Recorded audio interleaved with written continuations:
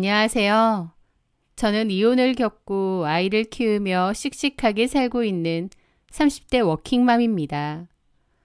저는 25살, 조금은 이른 나이에 결혼했습니다. 돌이켜보면 저는 늘 어딘가에 안정적으로 정착하고 싶어 했던 것 같아요. 집안 형편이 어려워서 어렸을 때부터 이사도 자주 가고 힘들었거든요. 엄마 혼자서 저를 키워주셨는데 가끔은 엄마가 너무 힘들어서 나와 동생을 버리고 어디론가 가버리면 어쩌지? 라는 불안도 있었던 것 같습니다. 제가 5살 때 건설 현장에서 일하시던 아버지가 불의의 사고로 돌아가셨거든요. 그 전까지 가정주부로만 사셨던 엄마는 저와 어린 여동생을 건사하기 위해 동네 작은 세탁소에 취직해 밤낮으로 일하셔야 했습니다. 제가 좀 크고 나서는 엄마가 따로 세탁소를 개업하셨고 그때부터는 저도 세탁소로 가서 엄마를 많이 도왔어요. 희미한 세제 냄새와 눅눅하고 습한 세탁소의 공기, 그것이 제 10대 시절의 기억이 아닌가 싶어요.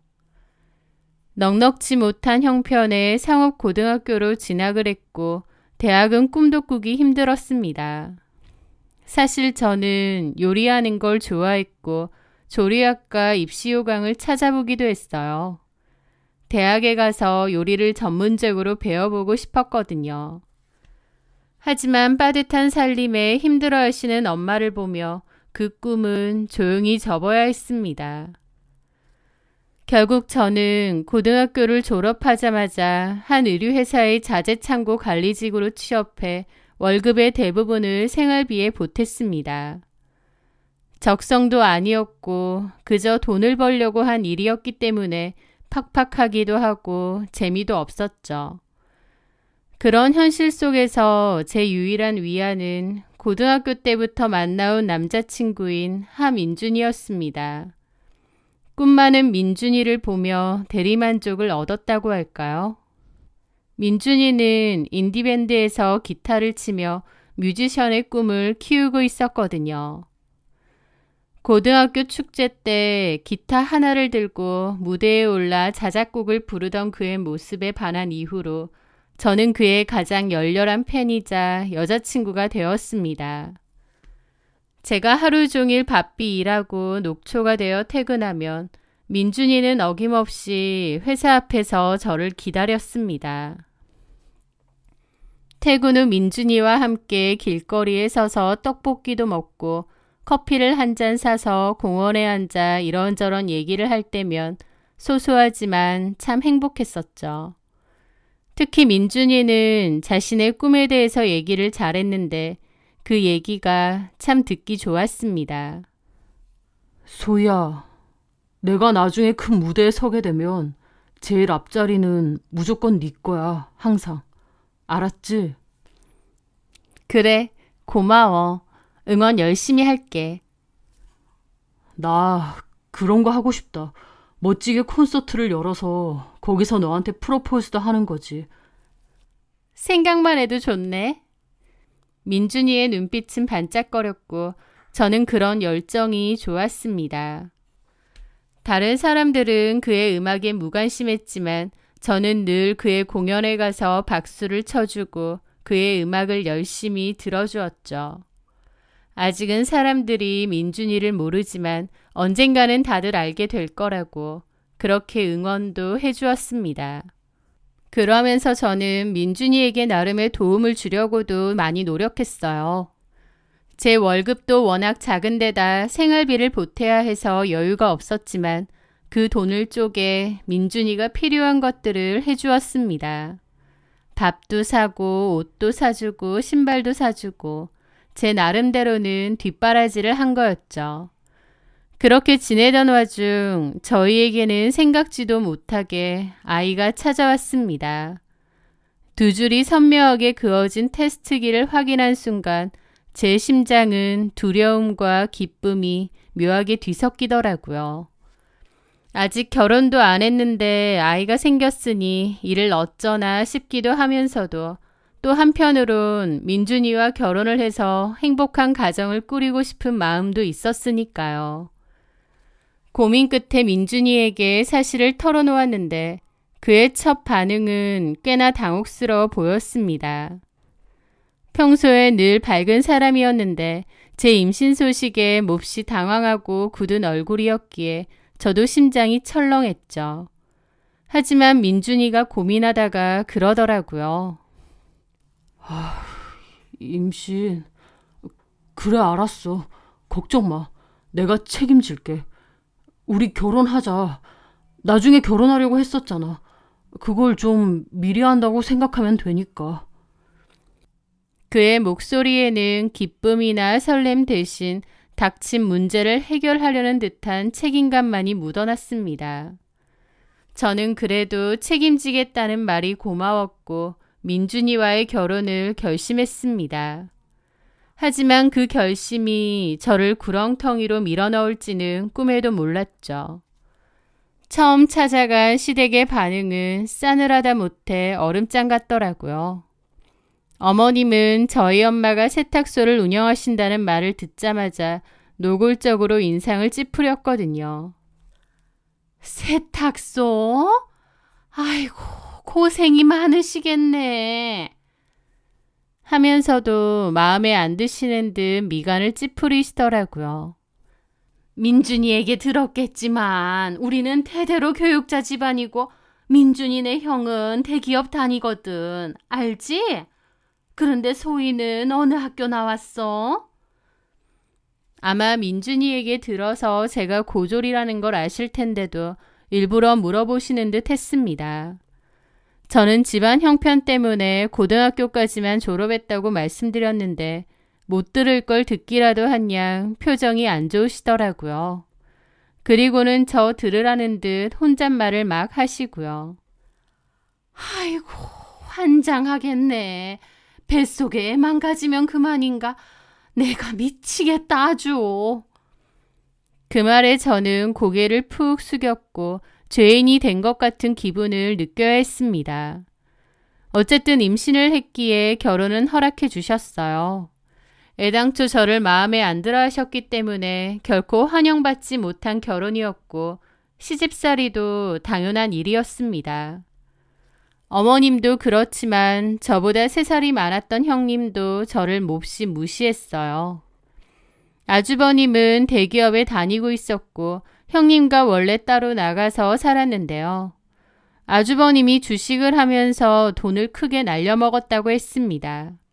그래서 당분간 시댁에 들어와서 같이 산다고 했거든요. 경제적으로 여유가 전혀 없던 저와 민준이도 시댁에서 같이 살았고요. 한마디로 한 집에 3식구가 같이 살았던 겁니다. 형님은 깍쟁이 같은 외모였고 엄청 얄미운 성격이었어요. 저를 대놓고 무시하셨고요. 저는 어머님 시집살이에 형님 시집살이까지 견뎌야 했죠. 어머, 동서, 학교는 어디 나왔다고 했지? 아, 상고. 대학은 안 나왔고? 아, 힘들었겠다. 졸업하고 바로 공장 같은 데서 일하느라.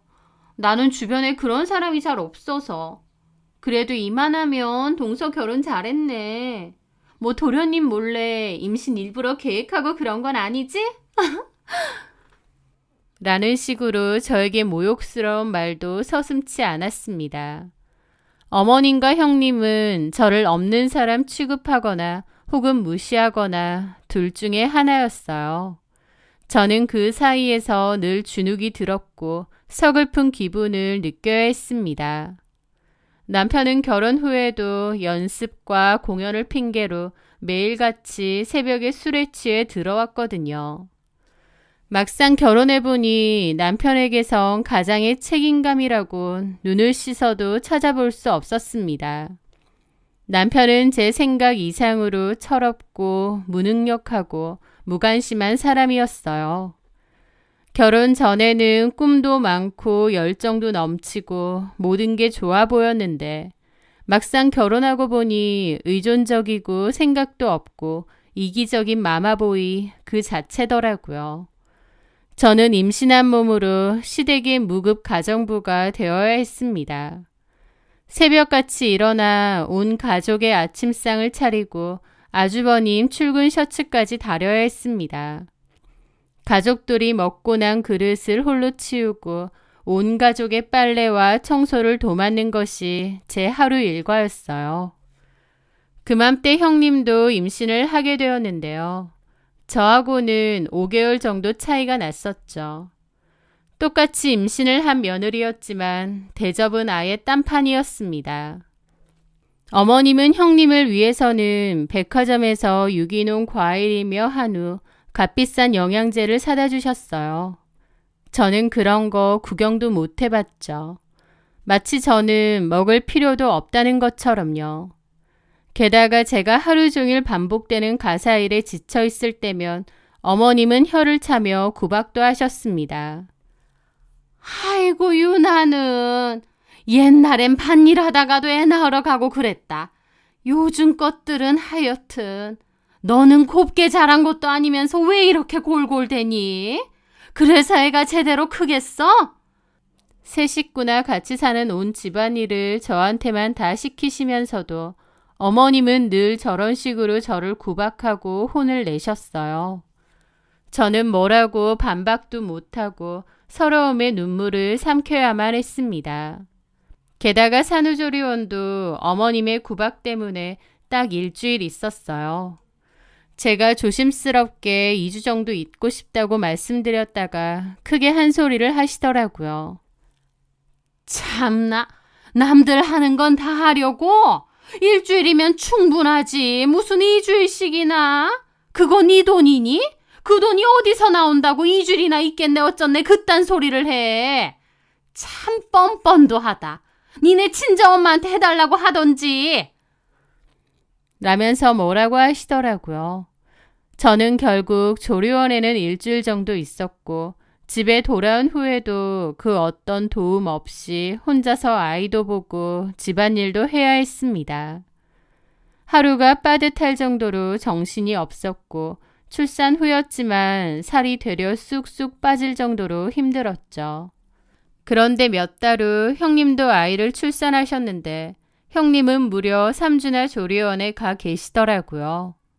아이 낳고는 잘 쉬어야 된다고 하시면서 오히려 시부모님이 가 있으라고 했습니다. 게다가 형님이 아이를 데리고 집에 오고부터는 저희 아이의 조카까지 제가 다 돌봐야 했습니다. 형님은 툭하면 출산 후 몸이 안 좋다며 좀 쉬겠다고 하셨고 저는 5, 6개월 정도 터울밖에 안 되는 두 어린 아기를 돌보느라 잠시도 허리를 펴지 못했습니다. 제가 그렇게 고생하면서 대신 키워줌에도 형님은 고마워하기는커녕 사사건건 트집을 잡으며 저를 또 힘들게 했죠. 동서는 왜 이렇게 행동이 굼떠? 기저귀 하나를 가는데도 왜 이렇게 오래 걸리냐고. 애기들 응가하고 나면 빨리빨리 갈아줘야 되는 거 몰라? 애가 불편해서 울고 난리치고 있는데 세워라 내워라. 우리 아들 엉덩이 짓 물으면 동서가 책임질 거야? 동서, 분유 먹이고 나면 꼭 트름 시켜야 된다고 했지. 매번 제대로 트름 시키는 거 맞아? 왜 동서가 우리 도영이한테 분유 먹이고 나면 꼭 토하는 거야? 혹시 일부러 그러는 거야? 아니면 분유양 맞추는 거 멍청하게 잘못 알고 있는 거 아니야? 어디 내가 보는 앞에서 해봐. 제대로 하는지. 이런 식이었습니다. 저를 대놓고 하녀 취급을 하고 늘 인상을 찌푸리며 이래라 저래라 삿대질을 했죠.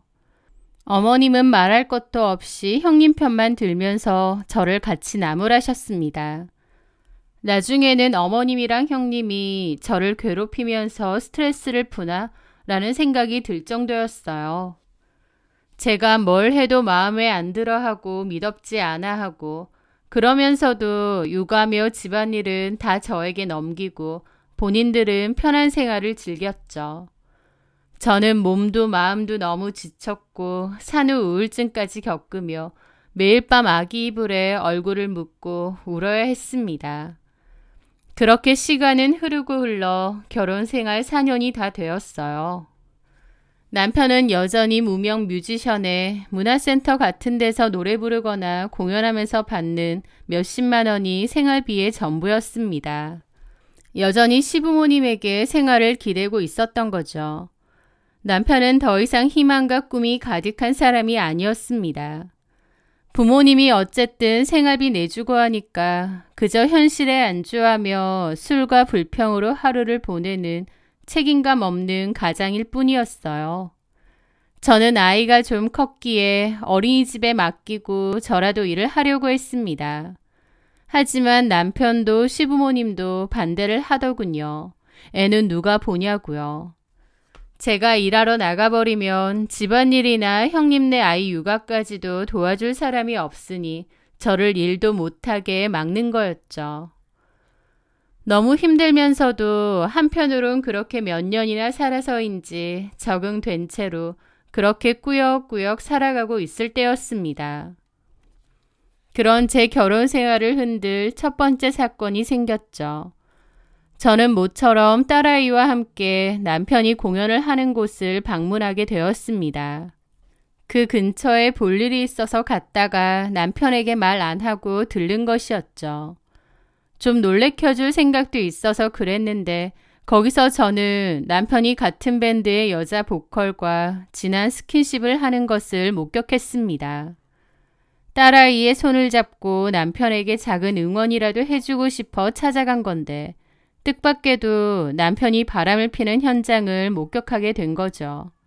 저는 남편에게 화를 내며 따졌고 남편은 바람 피는 거 아니라며 그냥 친한 동료 사이일 뿐이라고 오히려 제게 화를 내더라고요.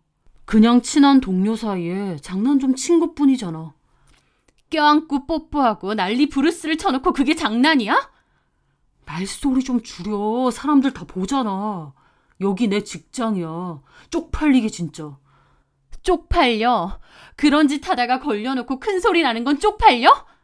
아 시끄러워. 그리고 너 때문에 여기 온 내 팬들이 나 유부남인 거 다 알겠다. 팬 떨어지면 네가 책임질 거야? 라는 겁니다. 그 몇 없는 한 줌의 팬들이 자기 와이프와 딸보다도 중요할까요? 남편은 외도를 저질렀으면서 너무나도 뻔뻔하게 나오더라고요. 저한테 미안해야 되는 사실조차도 모르는 것처럼요. 게다가 자기가 유부남이라는 사실이 관객들에게 알려져 인기가 떨어질까봐 전전긍긍할 뿐이었습니다. 남편의 행동과 말에 크나큰 상처와 실망을 받았습니다. 그리고 알겠더라고요. 남편에게 저와 딸은 그저 방해만 되는 거추장스러운 존재일 뿐이라는 걸요.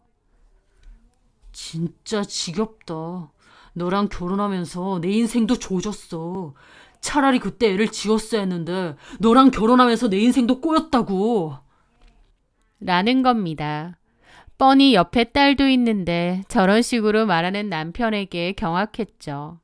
아무리 딸이 어려도 할 말 못할 말이 따로 있죠. 진짜 미친 것 같더라고요. 저는 너무 기함해서 망연자실하게 남편을 바라봤고 남편은 그런 저와 딸을 버려둔 채 그대로 돌아서 가버렸습니다. 남편에게 정말 말도 못할 큰 상처를 받았지만 아이도 있고 이혼을 결심하는 건 쉬운 일이 아니었습니다. 그런데 이 결혼을 바로 끝내야겠다고 마음먹게 된 결정적인 사건은 따로 있었습니다. 여느 때와 다름없는 어느 날이었어요. 저는 임신했을 때 딸에게 애착 인형을 직접 만들어 주었는데요. 딸은 그 인형을 몹시 좋아해서 이름도 지어주고 늘 데리고 다녔습니다. 딸에게는 몹시 소중한 인형이었죠. 그런데 그날 조카가 그 인형을 억지로 빼앗으려고 하는 겁니다. 조카는 아들이고 평소에 공룡이나 로봇을 더 좋아하거든요. 그래서 저희 딸애가 들고 다니는 인형에 관심도 없습니다. 그런데 갑자기 그 인형을 갖고 싶다고 난리를 치고 억지로 뺏으려고 했죠. 조카는 온 가족이 어와둥둥하니 제멋대로였고 저희 딸을 잘 밀치거나 때리기도 했어요. 그렇게 해도 가족들 아무도 제지 안 했고 저만 속으로 너무 속상했었죠. 그런데 그날은 저희 딸도 참지 않았습니다. 저희 딸도 인형을 뺏기지 않으려고 했고 그 과정에서 투닥거리다가 저희 딸이 확 인형을 당겼거든요. 그 바람에 조카가 뒤로 넘어지게 되었습니다.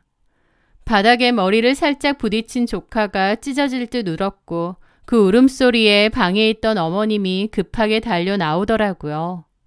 그런데 저희 딸이 서 있고 조카가 울고 있는 그 모습을 보자마자 다짜고짜 제 딸아이의 머리통을 확 때리는 겁니다.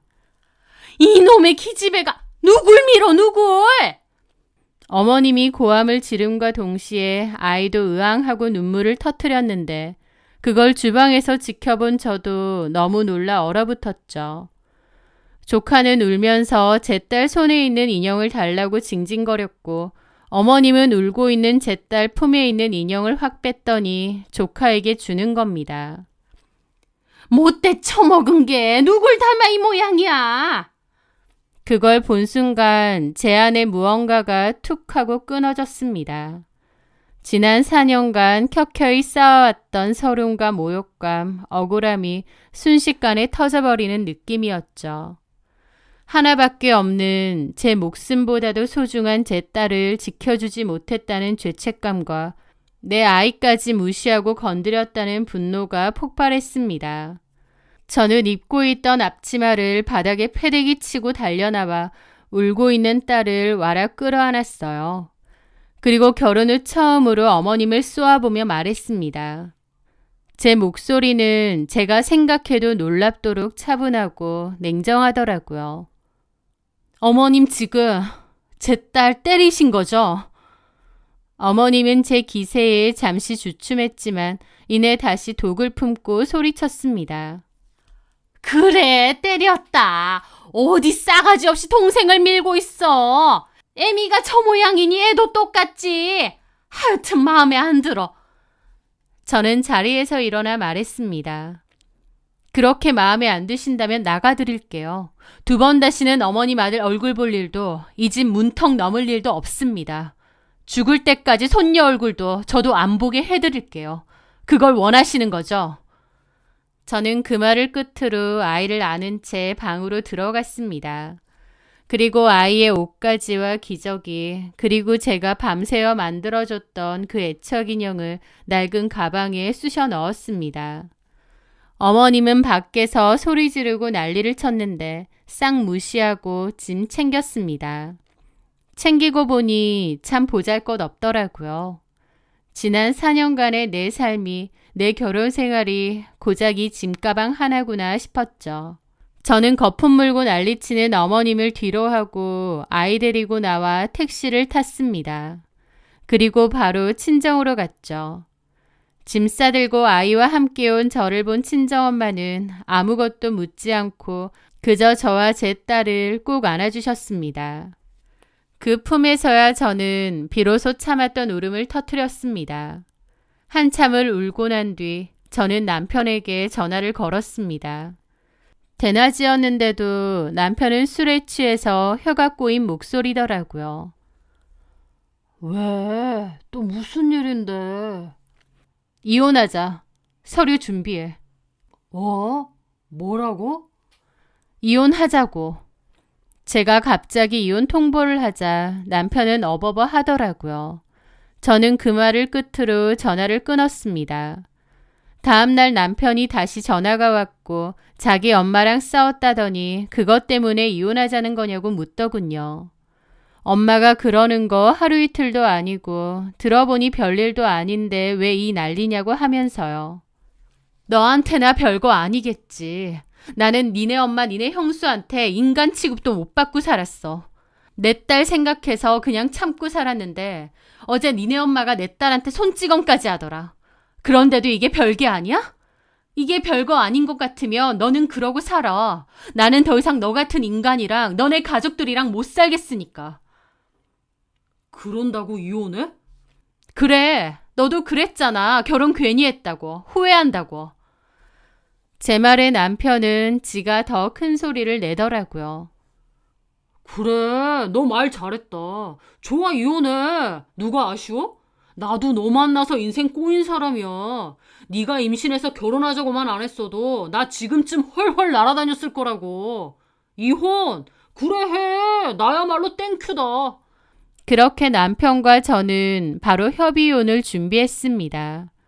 재산이 없어서 나눌 것도 없었고 양육권과 친권도 주저없이 다 포기하더라고요. 양육권도 친권도 남편에겐 귀찮은 짐일 뿐이었을 테니까요. 저희는 그렇게 법원에서 서류 몇 장으로 허무하게 결혼관계를 정리했습니다.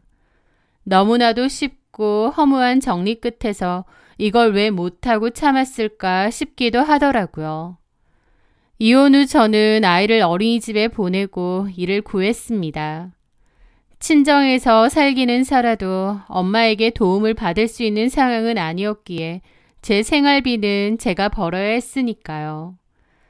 처음에는 동네 분식집에서 주방 보조로 일하며 설거지와 재료 준비를 했습니다.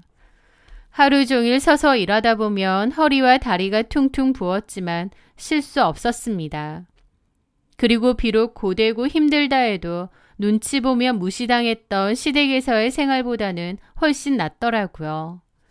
그렇게 주방에서 일을 하면서 남는 시간을 쪼개 요리도 조금씩 공부하기 시작했습니다. 그리고 저희 딸은 유난히 김밥을 좋아했었는데요.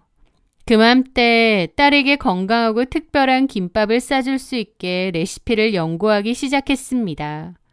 여러 가지 메뉴들을 조합해서 저만의 레시피를 개발한 거죠. 제 딸이 제가 만든 김밥을 먹고 엄마 최고야, 세상에서 제일 맛있어 라고 말해줄 때 너무 행복하고 좋더라고요.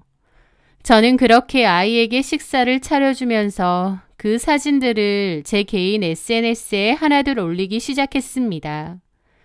처음에는 그냥 기록용으로 올리기 시작했던 건데 점차 입소문이 나면서 댓글들이 달리기 시작하더라고요. 김밥이 너무 예쁘고 먹음직스러워 보인다. 레시피 좀 알려달라. 판매도 하시냐는 댓글들이었죠. 저는 꾸준하게 김밥도 올리고 레시피도 올리고 팔로워 수를 늘려갔습니다. 그러면서 여러 가지 제안도 들어오기 시작했죠. 아이 반찬부터 도시락 만드는 재료 등을 제작하는 회사에서 협업 연락이 많이 왔습니다. 공동구매 제안도 많이 들어오고요. 저는 그러한 협업 제안을 받아들여 공동구매도 시작하고 작은 개인 판매창을 열어 조리 도구 판매도 시작했습니다. 말하자면 친정의 좁은 부엌이 제 첫 사업장이었던 거죠. 그러다가 나중에는 김밥집을 아예 오픈하기도 했어요. 처음에 시작할 때 빚을 좀 내긴 했지만 그래도 뭔가 잘 될 거라는 확신이 들었습니다. 저희 엄마도 응원을 많이 해주셨고요. 저는 김밥집을 열었고 SNS로 홍보도 열심히 했습니다. 제 SNS를 보고 찾아와 주시는 분들도 많았고 먹어본 분들도 꾸준하게 찾아와 주셨죠. 저희 김밥집은 빠르게 자리를 잡았고 나중에는 엄마도 세탁소를 정리하고 제 일을 도와주셨습니다. 그러다가 직원들도 하나둘 구했습니다. 늘 주문이 쌓이는 소위 줄 서는 맛집이 되기까지 그리 오래 걸리지 않았어요. 저의 김밥을 먹으러 찾아와 주시는 손님을 보며 어쩔 땐 눈물이 울컥 나더라고요. 감사하기도 하면서 또 한편으론 제 자신이 기특하기도 했습니다. 시댁에서 그토록 구박받던 천덕꾸러기인 제가 이렇게 보란듯이 가게도 성공시키고 열심히 살고 있다는 게요. 저희 김밥집은 나름 유명한 맛집이 되었고 분점도 내게 되었습니다. 더불어 포장 손님, 배달 손님, 단체 손님도 정말 많았죠. 저는 꾸준히 신메뉴를 개발했고 홍보도 꾸준하게 이어갔습니다. 그러던 중 한 대형 식품회사에서 제 김밥의 가치를 알아보고 프리미엄 밀키트로 출시하자는 제안을 해왔습니다. 단순히 저희 동네, 저희 지역을 넘어서 전국적으로 판매를 할 수 있는 기회였기에 당연히 저는 그 제안을 받아들였어요. 그렇게 순조롭게 일이 풀렸고 새로 개발한 신메뉴에 대한 이야기를 나누고자 회사로 가던 중이었습니다. 회사 근처였고 잠시 통화를 하려고 서 있었는데 누군가 아는 체를 하더라고요. 고개를 돌려보니 공교롭게도 전시모와 형님인 겁니다. 어머, 이게 누구야? 동서네요, 어머님. 동서 오랜만이네. 아무렇지 않게 아는 척을 하는 게 어이가 없더라고요. 제가 손에 신제품으로 만들어 온 김밥통을 들고 있었는데 그걸 보더니 비웃는 겁니다. 그거 뭐야? 김밥? 아, 맞아. 전에 도련님한테 건너드렸던 것 같은데. 동서 무슨 분식집인가 김밥집에서 일한다고 했던 것 같은데. 지금 여기에 배달 온 거야?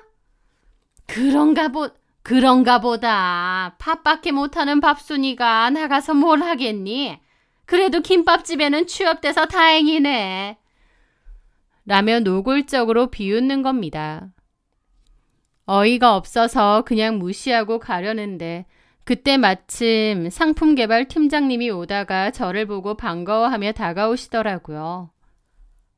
대표님 오셨어요? 회의 시간 다 되어가는데 아직 안 오셔서 내려와 봤습니다. 죄송해요. 제가 좀 늦었죠? 잠깐 통화 좀 하느라. 괜찮습니다. 얼른 올라가시죠. 대표님이라는 말에 두 사람의 얼굴은 황당한 얼굴이더라고요. 팀장님은 옆에서 멍청하게 서 있는 그 두 사람을 보더니 그러는 겁니다.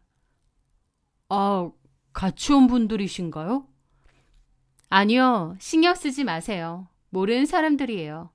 라고 무시하고 들어가려는데 전시모가 갑자기 제 팔을 잡는 겁니다. 대표? 무슨 대표? 네가 무슨 대표야? 그 말에 팀장님도 황당한 표정을 짓더라고요. 제가 모르는 사람이라고 했는데 제 팔을 잡고 막 따지듯 묻고 있으니까요. 이거 놓으세요. 아니 말해봐. 네가 무슨 대표라는 거야? 김밥집에서 시다나 하는 게. 그 말에 옆에 있던 팀장님도 어이가 없다는 듯 코웃음을 치며 제지를 하더라고요. 저기요 아주머니, 저희 시간 없는데 대표님 손 좀 놓아주시죠. 대표님은 별로 할 얘기가 없어 보이시는데. 뭐라고요? 괜찮습니다, 팀장님. 저 잠깐만 얘기하고 금방 갈 테니 먼저 올라가시겠어요? 이건 샘플. 예, 알겠습니다. 그렇게 팀장님은 그 둘을 이상한 얼굴로 쳐다보고 먼저 올라갔습니다. 가자마자 전시모가 저한테 그러더군요. 야, 네가 무슨 대표라는 거야? 저는 그들에게 한 걸음 다가가 환한 미소로 조근조근 말해주었죠. 이미 끝난 사이인데 뭘 그렇게 궁금해하세요? 너 무슨 김밥집에서 일한다더니 대표라고 하니까 황당해서 그런다. 궁금해하니까 말씀드릴게요. 김밥집에서 시다하는 거 아니고요. 제가 운영하고 있어요. 그리고 이 회사랑 협업해서 전국적인 제품 출시하고 있고요.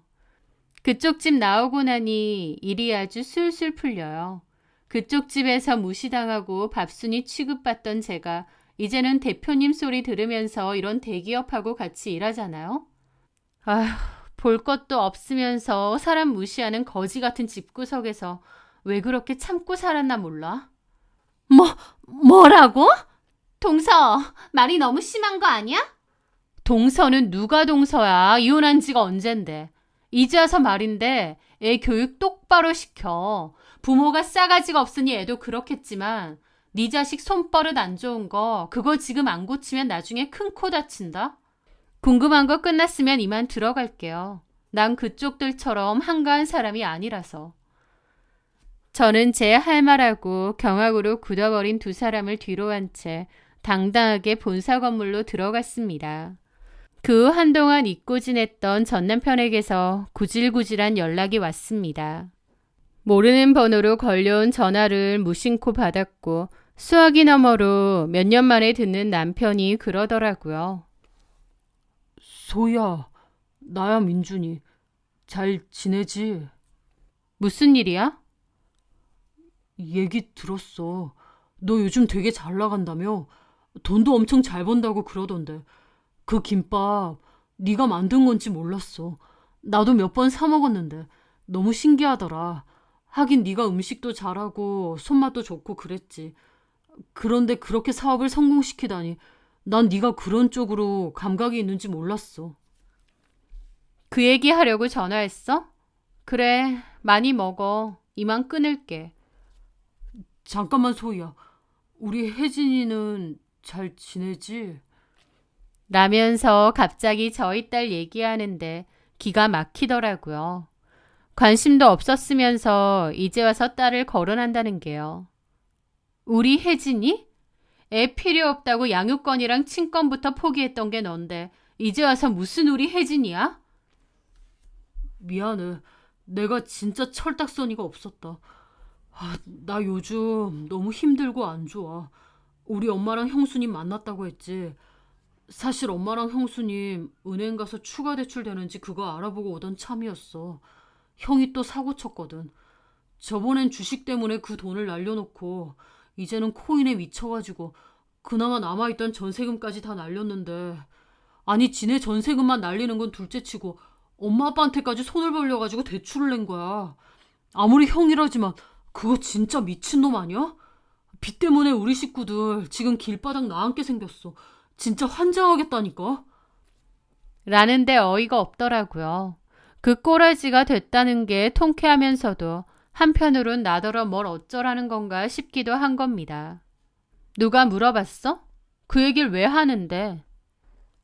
아니, 엄마랑 형수님이 그러는데 너 완전 성공하고 돈방석 앉았다고 그러더라고.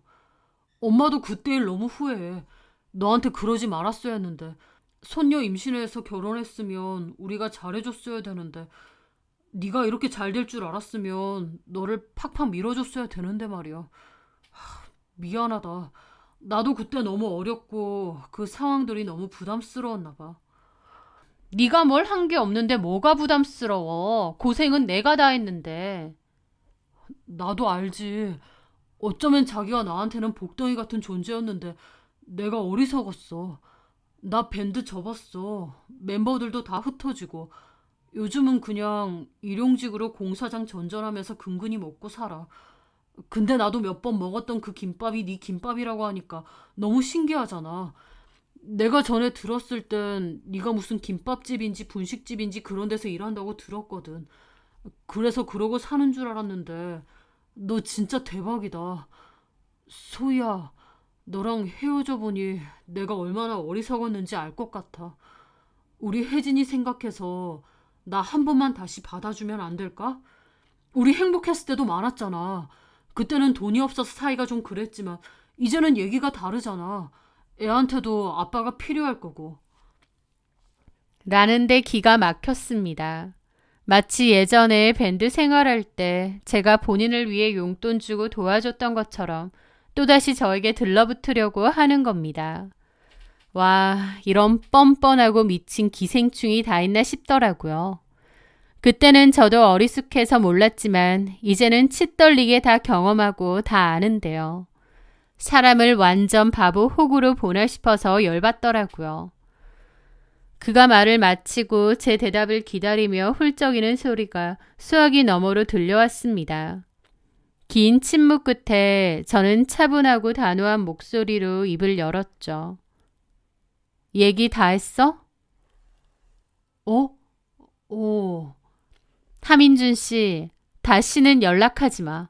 당신들 사정이 어떻게 됐든 길바닥에 나앉든 굶어 죽든 그건 이제 나와 내 딸 인생에 전혀 상관없는 일이니까. 당신들이 버린 건 복덩이가 아니라 당신들 인생의 마지막으로 남아있던 양심이고 운이겠지. 잘 살아. 아니 지금처럼 계속 불행하게 살아. 그게 당신들한테 딱 어울리니까. 나는 당신들하고 아무 상관없는 사람이니까 실수로라도 다시는 연락하지 마. 그 목소리 듣는 것도 치 떨리니까. 니네 가족들한테도 우연히 만나도 다시는 아는 체 하지 말라 그래. 그렇게 말한 저는 남편의 대답은 들을 필요도 없었기에 바로 통화 종료 버튼을 눌렀습니다. 그리고 곧바로 그의 번호를 차단했습니다. 그 통화를 끝으로 마지막 먼지 한 톨까지 깨끗하게 털어낸 기분이었습니다. 고졸이라고 가난하다고 저를 무시하고 집안의 하녀 취급했던 시댁 식구들과 남편, 저를 무시하면서 자기들은 더 나은 사람이라고 생각했는지 모르겠지만 전혀요. 그 사람들은 서로를 탓하며 불행의 구렁텅이에서 허우적대고 있었습니다. 그들의 몰락이 제게 통쾌함을 준 것은 사실입니다. 하지만 시간이 지나고 보니 제가 그들에게 할 수 있는 최고의 복수는 그들의 불행을 비웃는 것이 아니라 그들의 존재 자체를 내 인생에서 완벽하게 지워버리고 보란듯이 더 행복하게 사는 것이더라고요.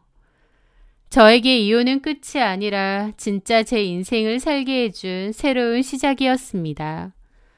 저는 이제 더 이상 누군가의 아내나 며느리가 아닌 제가 운영하는 김밥 브랜드의 대표이자 제 딸의 자랑스러운 엄마로 살아갈 겁니다.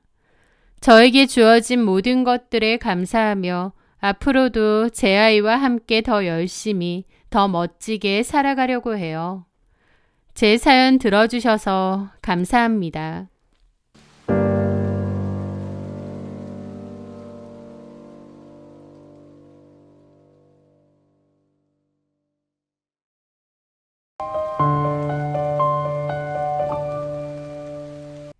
안녕하세요.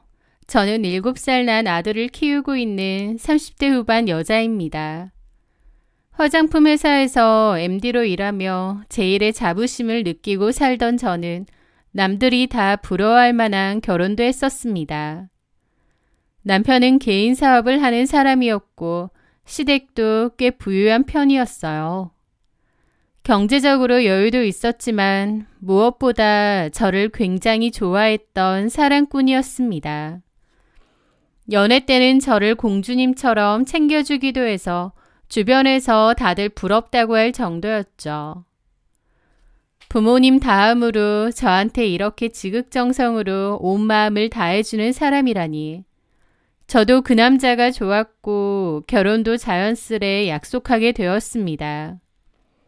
결혼을 하고 나서도 신혼 때까지는 너무 행복하고 좋았죠.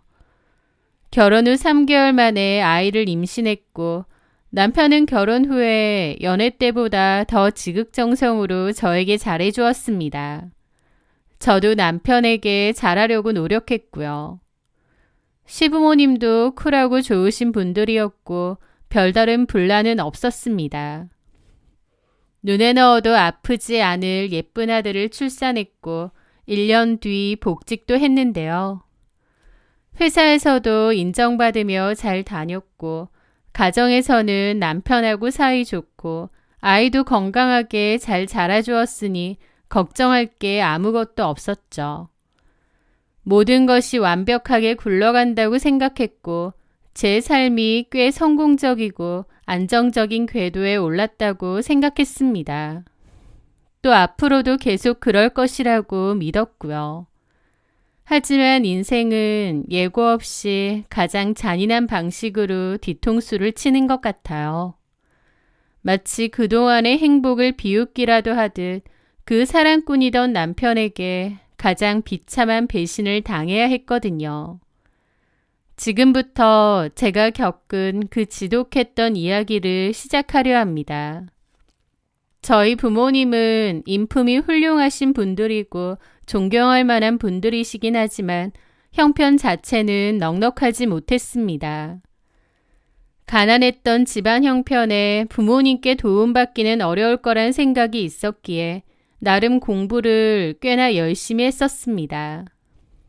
다행히 좋은 대학에 갔고 졸업 후에는 누구나 알만한 유명 화장품 회사에 입사도 했었죠. 성공을 위해 또 인정을 받기 위해 열심히 일하다 보니 어느샌가 제 나이가 소위 말하는 결혼 정년기를 지나가려고 하더군요. 그렇긴 해도 사실 그때까지는 결혼을 해도 그만 안 해도 그만이라는 생각도 있었는데요. 그맘때 저를 쫓아다니며 열렬히 구애한 남자가 있었습니다. 소개팅은 아니었고 그냥 친구에게서 가볍게 소개받은 지인이었던 남자인데 저한테 반했다며 몹시 적극적으로 대시를 했거든요. 그 남자가 바로 제 남편이 된 지영호였습니다. 그 남자는 자신의 사업체를 운영한다고 했는데 젊은 나이에 회사를 운영한다고 하니 대단하다 싶더라고요. 그만큼 자신감도 넘치고 유머러스하기도 하고 통도 컸습니다. 저한테 완전 반했다면서 적극적으로 연락을 하고 매일같이 제 회사 앞으로 찾아오기도 했습니다. 저를 집에 데려다 주겠다면서요. 저는 부담스러워서 괜찮다고 거절을 했는데 부담 가질 것 없이 자기를 택시처럼 생각하라고 하더라고요. 게다가 저한테 꼭 필요한 선물들을 넘치게 해주기도 하고 제가 필요할 때마다 늘 제 곁에 와주기도 했습니다. 열렬한 그의 모습에 저도 마음이 열렸어요. 내가 뭐라고 나를 이렇게까지 좋아해주고 신경 써주나 싶어서 고맙기도 하고요. 그렇게 저는 결국 그 남자와 만나게 되었는데요.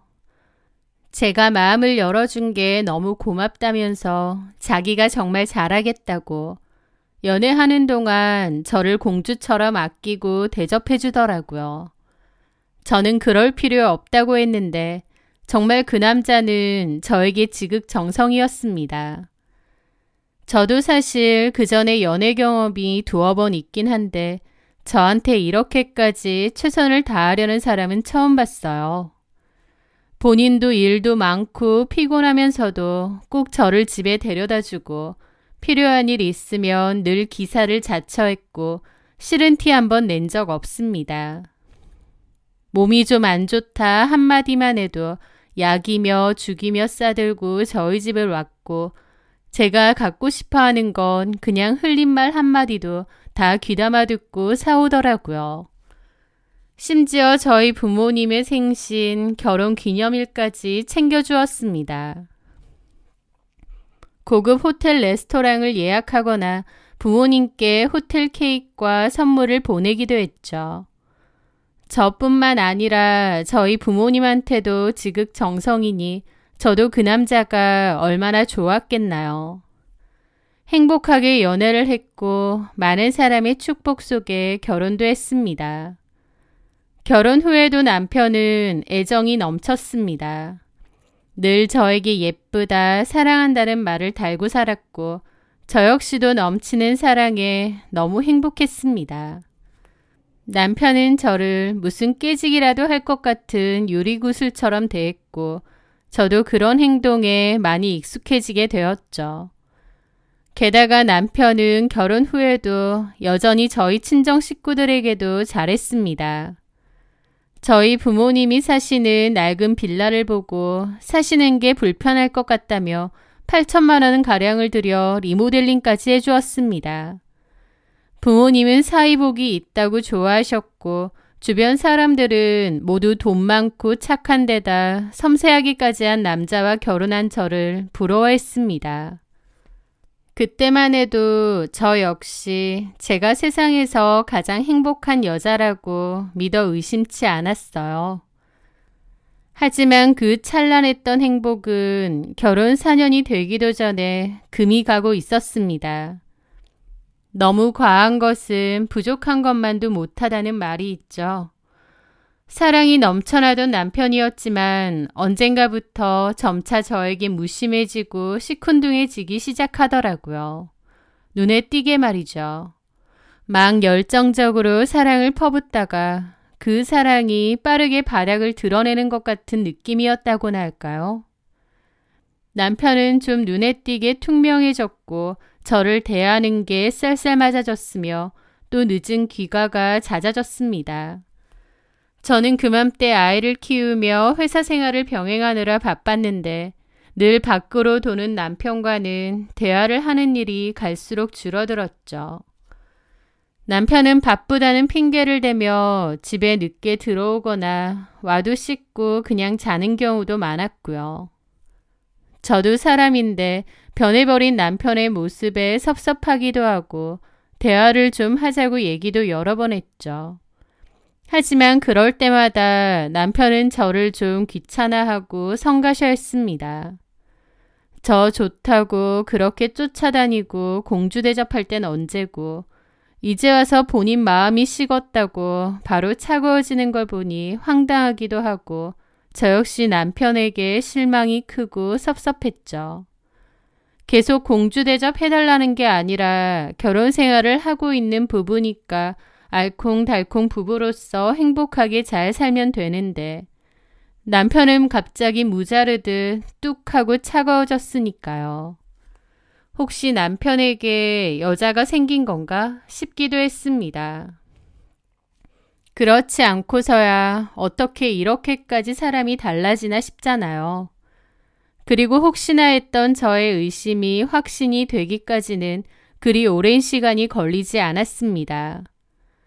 남편은 그맘때 부쩍 피곤하다는 말을 입에 달고 살면서도 휴대폰은 늘 뒤집어 놓고 누군가 계속 연락을 주고받는 등 평소와는 다른 행동을 보였는데요. 어쩔 때는 폰 보고 실실거리다가도 제가 다가가기만 하면 소스라치게 놀라 화면을 가리기도 했죠. 뭘까 하는 의심과 불안이 제 속에선 계속 쌓여가고 있던 어느 날이었습니다. 어느 날 왜인지 새벽 2시가 넘은 시각 잠이 확 깼고 정신이 말똥말똥했어요. 제 옆에 누운 남편은 세상 모르고 쿨쿨 자고 있더군요. 저는 그맘때 부쩍 달라진 남편의 태도에 마음이 많이 안 좋았는데 남편의 평온한 얼굴을 보니 얄밉기도 하고 우라도 치밀었습니다. 나는 이렇게 속을 끓는데 이 사람은 편안하구나 싶기도 하면서요. 그러면서 문득 머리맡에 놓여져 있는 남편의 핸드폰에 눈길이 가더라고요. 사실 남편의 행동이 좀 의심스럽긴 했어도 남편의 폰을 훔쳐볼 생각까진 하진 않았습니다.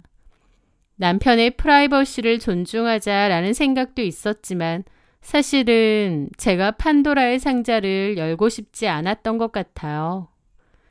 남편의 핸드폰에는 제가 알면 안 되는 어떤 비밀이 있을 것 같았고 그걸 열어볼 용기가 나지 않았거든요. 하지만 그날은 뭔가 봐야겠더라고요. 보지 마. 보고 나면 돌이킬 수 없어 싶기도 하지만 또 한편으론 이런 찝찝한 기분을 안고 살 바에야 한번 들여다보자 라는 생각이 들기도 했습니다. 그렇게 저는 잠든 남편이 깨지 않도록 조심스럽게 휴대폰을 손에 쥐고 밖으로 나왔습니다.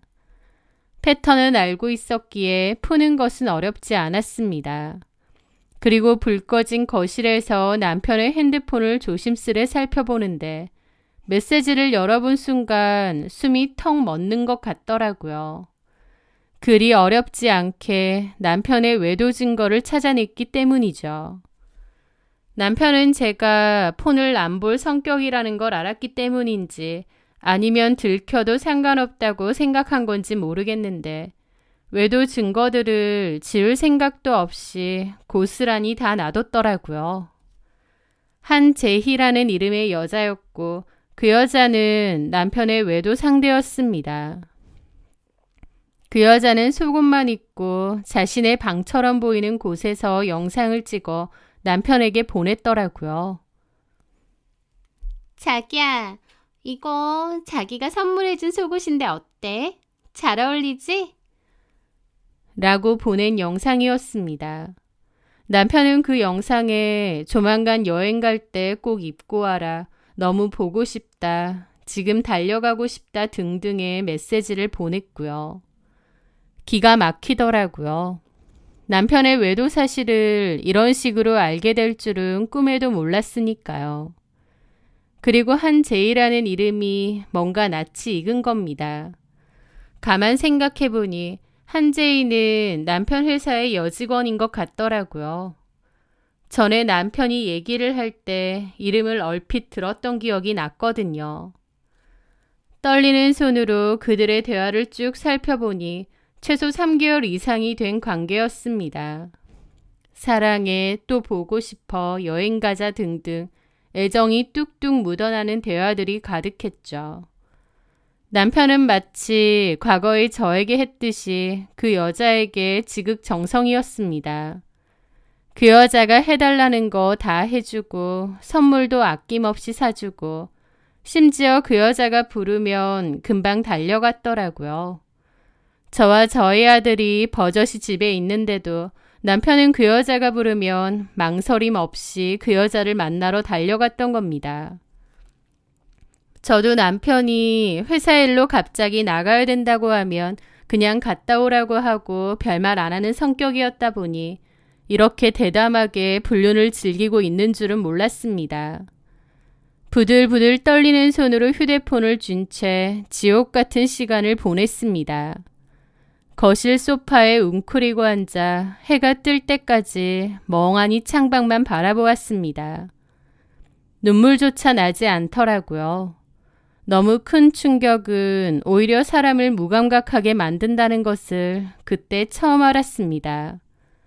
우리 가족 사진 속에서 환하게 웃고 있는 남편의 얼굴이 악마처럼 보이기까지 했죠. 다음 날 아침 저는 아들을 어린이집에 보내고 다시 들어왔습니다. 남편은 개인 사업자라 출근 시간이 자유로운 편이었고 저는 그날 일부러 연차를 썼었죠. 저는 남편에게 어제 제 폰으로 옮겨두었던 그 영상을 들이밀었습니다. 이거 뭐야? 설명 좀 해봐. 남편은 처음엔 좀 당황한 듯 눈이 동그래져서 저를 보더라고요. 그런데 잘못을 빌며 용서를 구할 것이라 생각했던 제 마지막 기대는 그의 첫마디에 박살이 났습니다. 영상을 확인한 남편은 혼자서 막 머리를 쥐어싸며 짜증과 화를 내다가 갑자기 그러는 겁니다. 너 지금 뭐 하는 거야? 내 폰 뒤졌어?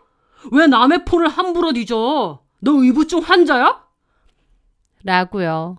이런 영상을 내연녀랑 주고받았고 그걸 저한테 들켰음에도 이토록 뻔뻔하게 적반하장으로 나오는 겁니다. 지금 그게 중요해? 중요하지. 나 이런 거 딱 질색인 거 알아 몰라. 질색이고 자시고 이게 뭔지나 설명해봐. 외간 여자랑 바람 피는 거 들켜놓고 이렇게 뻔뻔하게 나온다고? 그래서 밤새 내 폰 뒤져서 이런 거 찾아내니까 좋냐? 무섭다 무서워. 내 폰 한두 번 본 것도 아니지. 바람 핀 건 얘기 안 하고 딴소리만 할 거야? 그래서 뭐 어쩌라고. 못 참겠으면 이혼하든가. 라면서 아무렇지 않게 이혼을 하자는 거예요. 그 말에 저는 눈이 돌아서 남편의 뺨을 내리쳤습니다. 그런데 남편도 눈이 확 뒤집어지더니 저를 확 떠미는 거예요. 저는 중심을 잃고 바닥으로 쓰러졌는데 그 상황이 저에겐 너무 충격이더라고요. 남편이 저를 떠밀다니요. 저한테 폭력을 쓰다니요. 너무 기가 막혔는데 그 와중에 저를 벌레 보듯 쳐다보는 그의 눈빛이 더 기가 막혔습니다.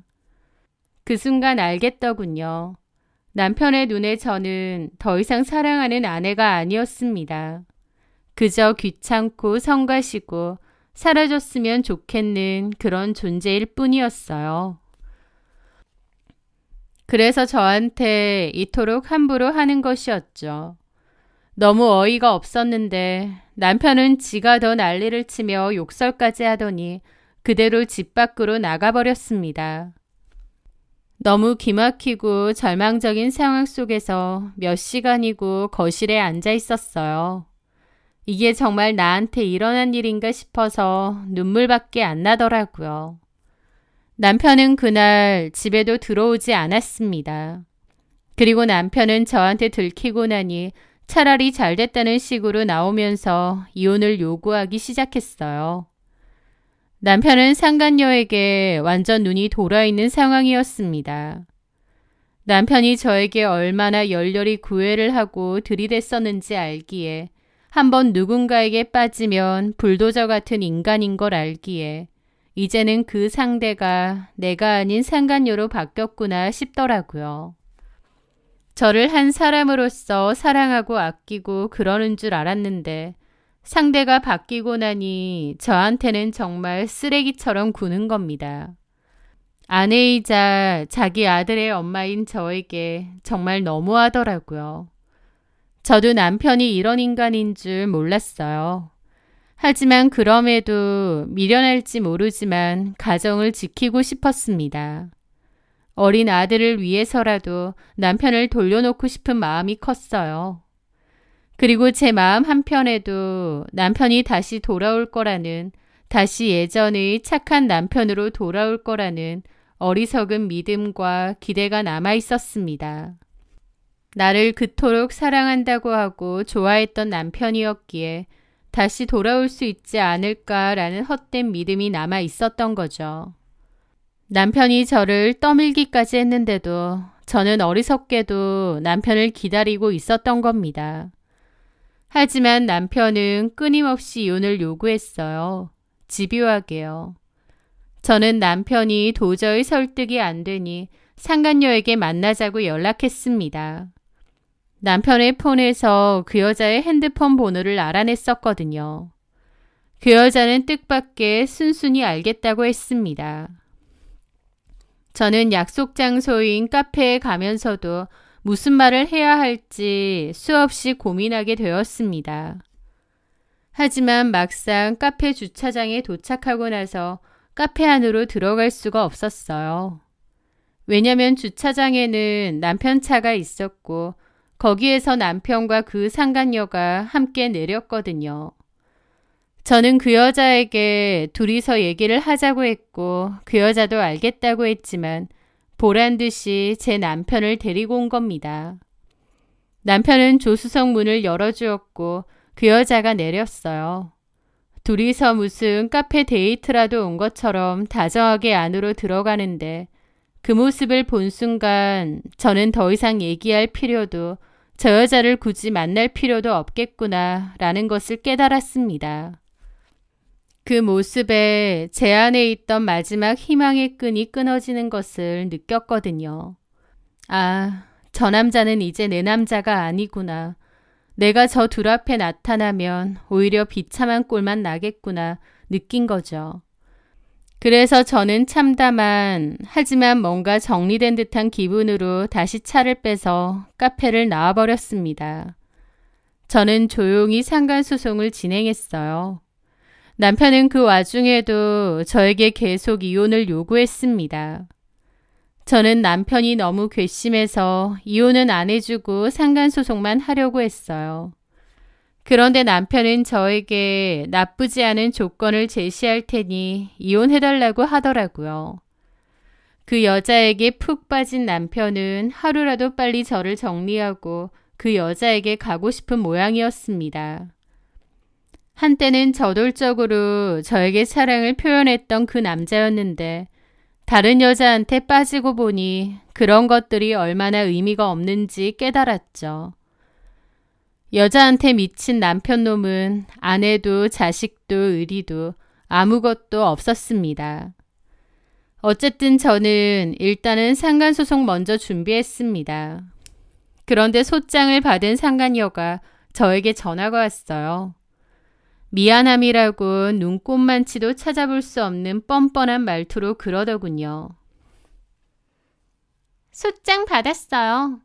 무슨 심정으로 보내셨는지는 알겠는데요. 어쨌든 영호 오빠가 재산 분할이랑 위자료 명목으로 꽤 넉넉하게 해준다고 했잖아요. 어차피 파탄난 관계인데 그거 받으시고 그냥 깨끗하게 끝내는 게 그쪽한테도 좋은 거 아닌가요? 왜 이렇게 일을 크게 만들고 복잡하게 만드세요? 라는데 기가 막히더라고요. 저는 이를 악물고 최대한 차분하게 말했죠. 어차피 파탄난 관계라고요? 그 파탄이 누구 때문에 났는데요? 저 때문이라고요? 뭔가 잘못하신 것 같은데. 제가 알기로는 오빠랑 그쪽이랑 이미 사이가 틀어졌고 이혼 얘기도 오갔던 사이라고 알고 있어요. 그리고 나서 오빠가 저한테 마음이 왔던 거고요. 근데 왜 저 때문이죠? 라면서 개소리를 잘도 짓거리더라고요. 유부남이 꼬시려고 하는 소리를 다 믿어요? 그쪽 나타나기 전까진 우리 부부 사이 아무 문제 없었습니다. 그리고 정상적인 사람이라면 유부남이 그런 소리하고 들이댄다 한들 오히려 기분 나빠하고 쳐내야 되는 거 아닌가요? 좋다 하고 유부남이란 불륜 저질렀으면서 참 뻔뻔하네요. 저도 오빠 사랑해요. 유부남인 거 알면서도 사랑한다는 말이 잘도 나와요? 그러면 소송도 당연히 받아들여야지. 왜 전화했죠? 그쪽 생각에서 하는 말이에요. 그냥 오빠가 위자료며 재산분할 넉넉히 해준다고 했을 때 그거 받고 잘 끝내면 되지. 이런 식으로 일 크게 만들면 그쪽도 피곤할 테니까. 고양이 쥐 생각해요? 그쪽이 뭔데 내 생각을 하는데요. 그럼 말던가요. 저는 사실 상간소송 이거 상관없어요. 어차피 오빠가 돈 다 내줄 거고 염두에 두고 만난 거니까요. 참 뻔뻔하고 무서운 사람이네요. 그 여자는 정말 도덕성이라고 눈 씻고 찾아볼 수도 없는 그런 파렴치한 인간이더라고요.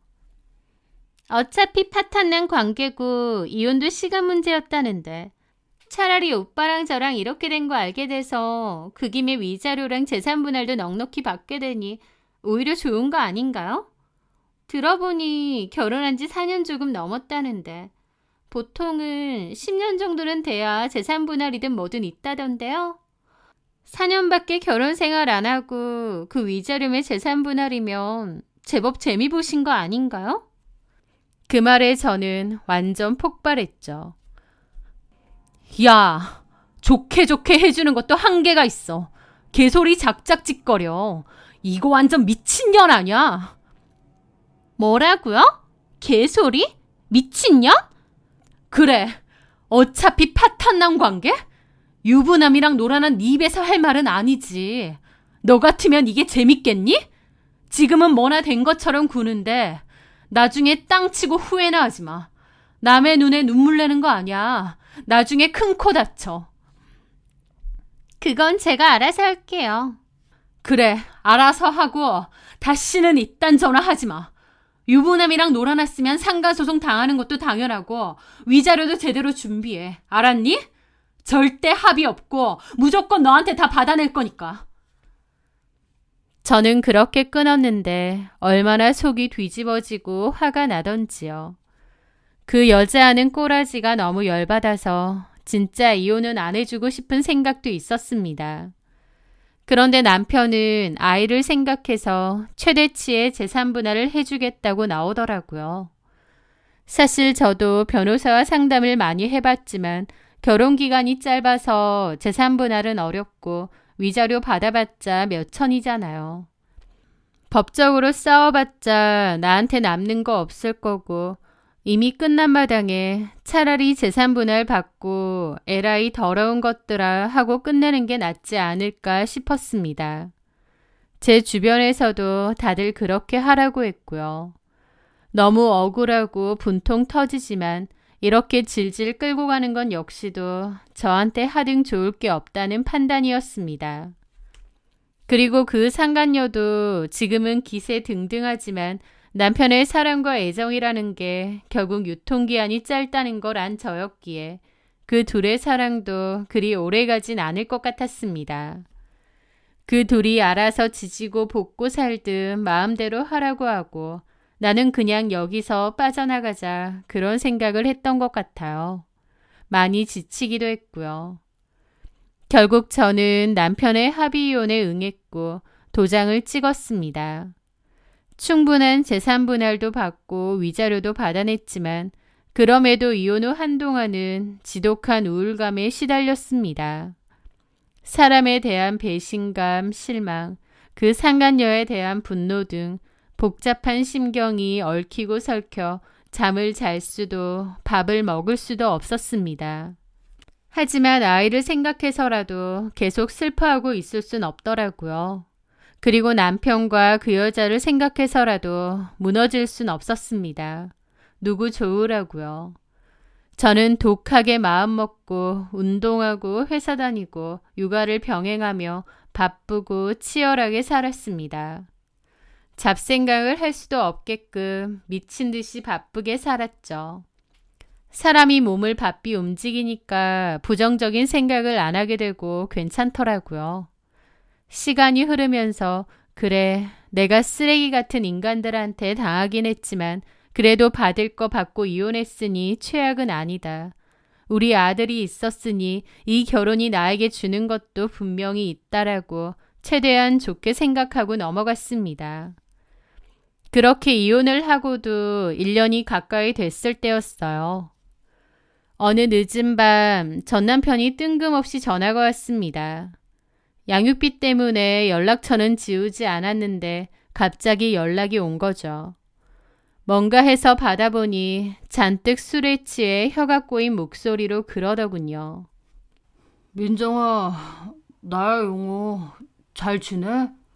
재훈이는 자고? 무슨 일이야? 용건 없으면 끊을게. 미안하다, 민정아. 나 많이 원망스럽고 밉지? 그래, 내가 잘못한 것 같아. 나 벌 받는 것 같아. 너랑 재훈이한테 그렇게 한 거 다 돌려받나 봐. 그러면서 청승을 떨더라고요.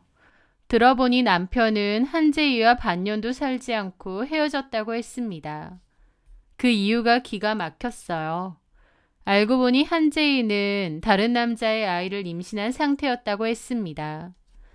저랑 이혼하고 한재희랑 바로 같이 살게 될 줄 알았는데 이미 제 전 남편에게 흥미 떨어진 한재희는 다른 남자랑 양다리였고 아이까지 임신한 거였습니다. 심지어 그쪽 남자가 더 스펙이나 집안이 좋고 미혼이었기에 한재희는 바로 제 남편을 차버리고 그쪽으로 갈아탄 거였습니다. 제 전 남편은 그 일로 화가 나서 한재희에게 찾아가 행패를 부리고 폭행을 했는데 그 일로 한재희가 전 남편을 고소했고 고소 때문에 전 남편은 준비 중이던 사업에 크나큰 지장을 받게 되었다고 했습니다. 더불어 전 남편의 사업은 원래 전 시부모님이 금전적으로 도와주고 계셨는데 전 시부모님이 친척에게 사기를 크게 당했다고 하더라고요. 엎친 데 덮친 격이었죠. 그러면서 전 시댁 상황도 몹시 안 좋아졌고 전 남편의 사업은 제대로 진행이 안 되면서 매출 부진이 심각했다고 했습니다. 그 와중에 한재희에게 폭행 고소 당했기에 결국 돈 주면서 고소 취하하는 대신에 서로 깨끗이 헤어지기로 했답니다. 처자식 버리고 상간녀에게 올인했는데 그 상간녀에게 버림받고 돈줄마저 끊긴 그의 처참한 신세 한탄을 들으며 저는 속으로 꼴 좋다고 생각했습니다. 그리고 내 알 바 아니니 알아서 잘 살라고 양육비만 끊기지 말고 제대로 보내라고 말하고 그냥 끊었습니다.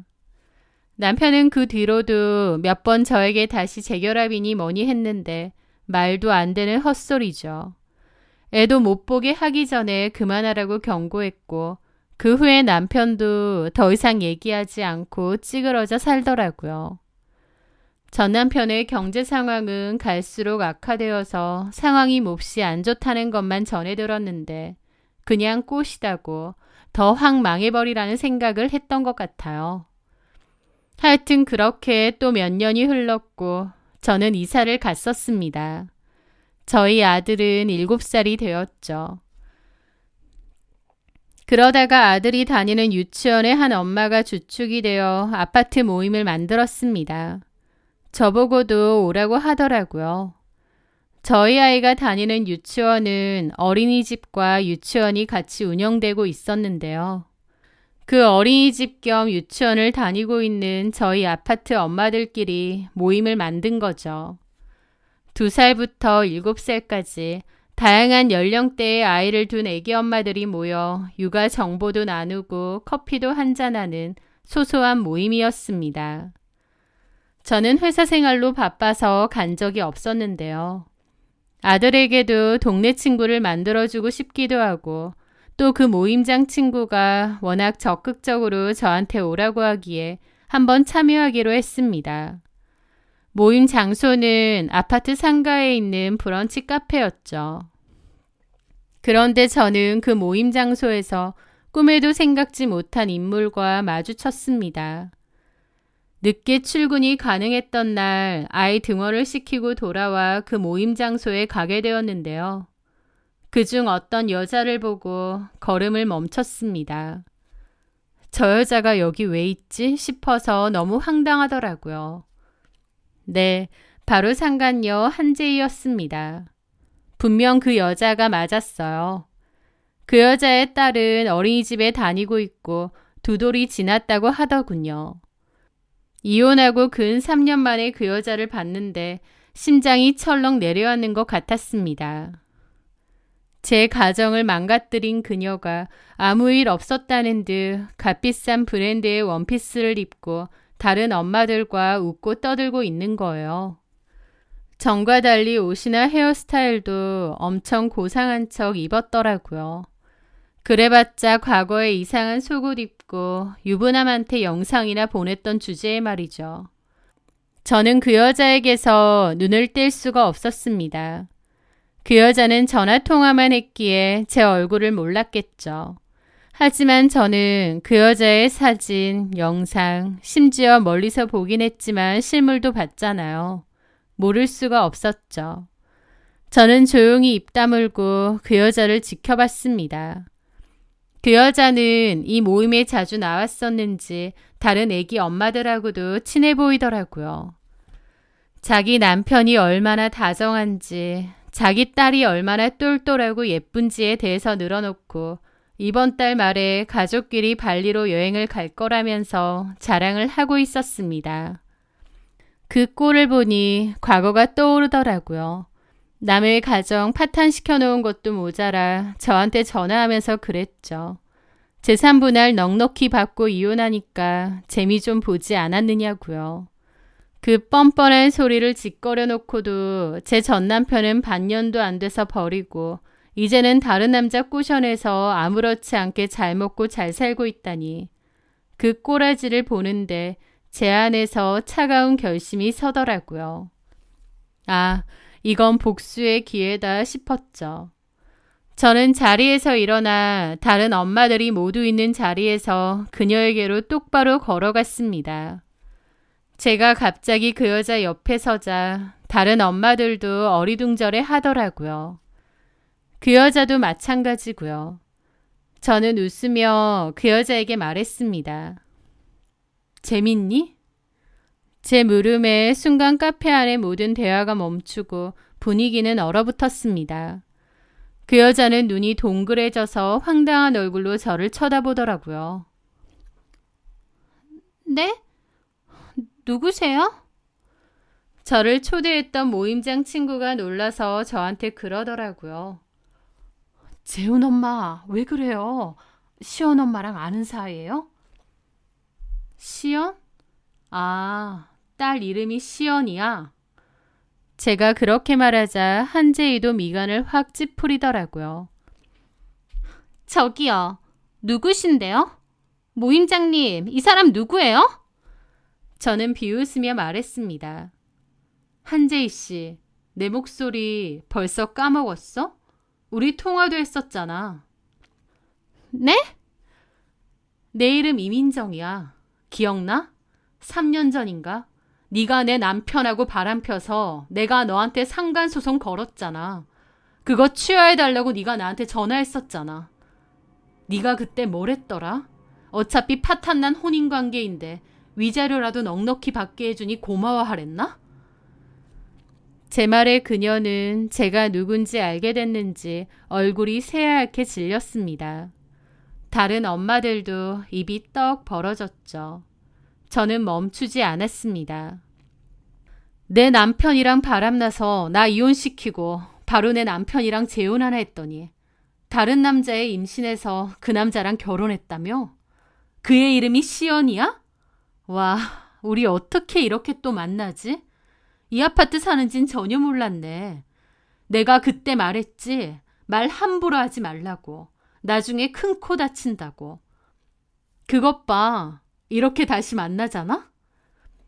제 말에 그 여자는 얼마나 당황했는지 벌떡 일어나다가 앞에 있던 주스까지 쏟더라고요. 막 허둥지둥 하는데 참 웃긴 꼬라지였죠. 저기요, 미쳤어요? 지금 무슨 유언비어를 퍼뜨리고 있는 거예요? 나 그런 적 없거든요? 당신 허위사실 유포로 고소할 거야. 진짜 미친 거 아니야? 고소 해봐 얼마든지. 네가 위자료 준 거 아직 그대로 있고 그걸로 고소 비용 내지 뭐. 이보세요. 주변 애엄마들은 웅성거리고 난리가 났죠. 그 여자는 얼굴이 하얗게 질려 있었고요. 미쳤나봐 진짜. 다른 사람하고 착각했나 본데 당신 이거 실수하는 거야. 라며 부들거리길래 제가 그랬죠. 아, 실수인가? 그럼 한번 확인해 보지 뭐.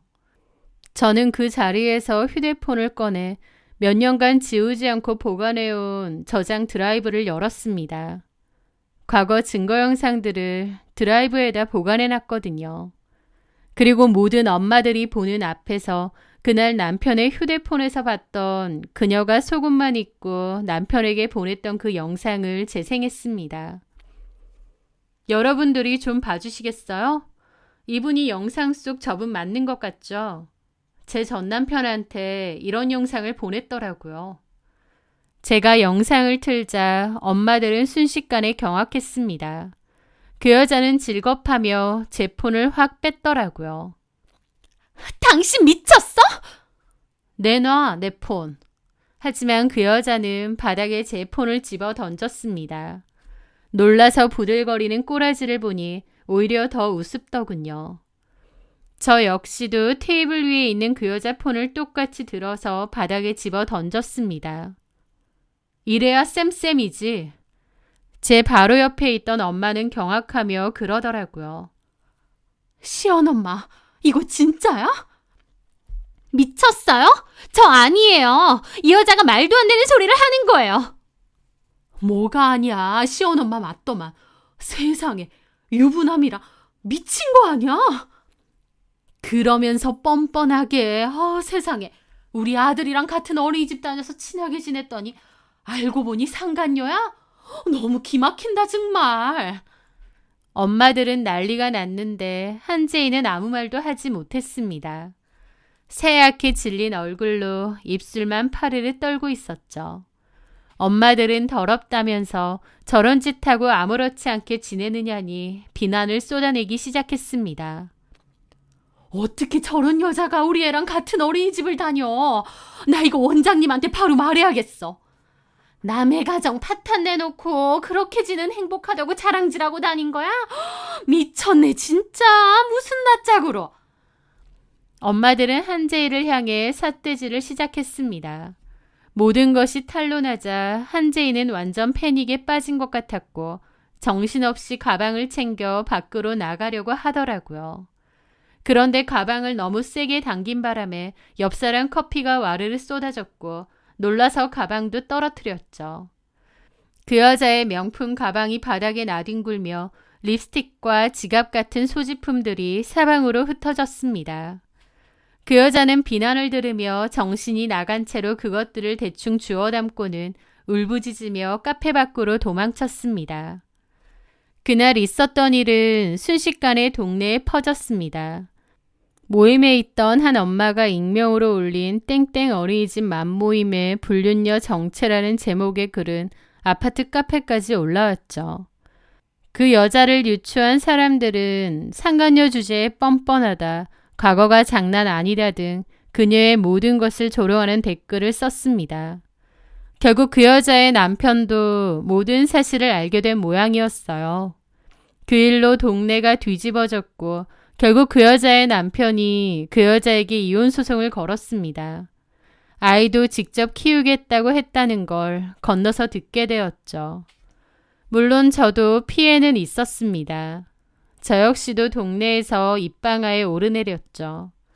좋은 일도 아닌데 그런 일로 사람들 입에 오르내리긴 했지만 그렇다고 해도 그날의 행동은 조금도 후회하지 않습니다. 오히려 몇 년 묵은 채증이 한 번에 내려가는 것처럼 속이 시원했거든요.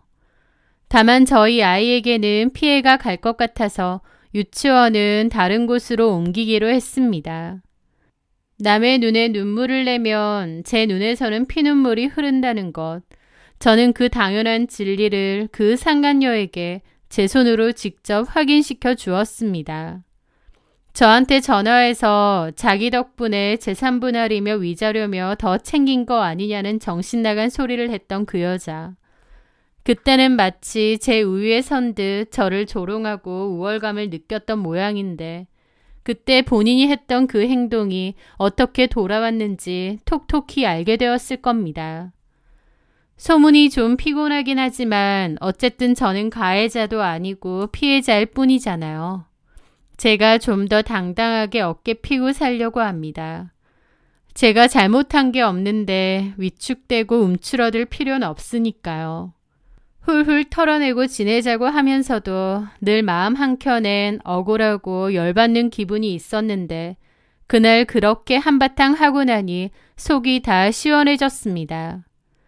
제 속 시원해졌으니 그걸로 된 게 아닌가 싶어요. 저는 앞으로도 보란 듯이 잘 지낼 겁니다. 그리고 과거에 남편의 사랑에 너무 익숙해져서 남편의 사랑이 끝났을 때 너무 비참하고 힘들었는데 누군가에게 기대지 않고 내 스스로를 아끼며 살아가는 것이 너무나도 중요하다는 것을 다시 한번 깨닫게 되네요. 제 사연 들어주셔서 감사합니다.